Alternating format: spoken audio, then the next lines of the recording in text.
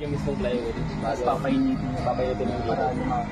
Kasi pagka hindi siya nilagyan ng tubig, iinit rin yung yung mismong plywood. Yun yung benta. Parang sabay siya ng bulo. Meron siya. Ginagamit ng pambunot ng pistol.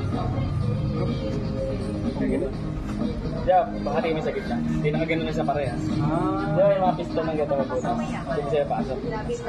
Dito ang bulo. Dito sa kapila, sa harapan. Pagka magdudurot ka, pagka nakakapit pa siya sa makina. Siyempre pagka sa ilalim ka, hindi mo may tutura.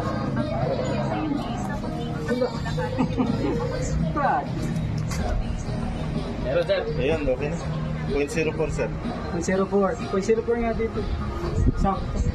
Pero ano yun, taas ka sana. Luma. Under po. Ito pa. Sir, kung pang kulay. Mahal yun, dito ka na lang.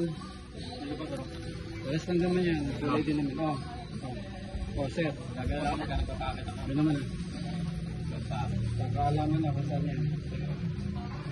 Ay, laping pala sa pagkakapal laping ko. Sakto ba, hindi na connected. Salpak mo muna ito.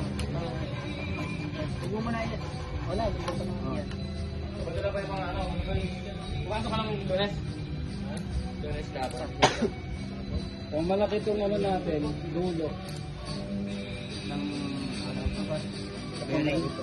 Yun, ayos na. Maganda na. Paano natin?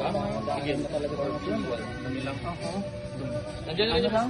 Ano lang maliit lang. Pagka sa bearing, sir. Ano magiging Standard yung bearing natin yun. ibig sabihin, pagka sa bearing nagkaroon. Dito eh.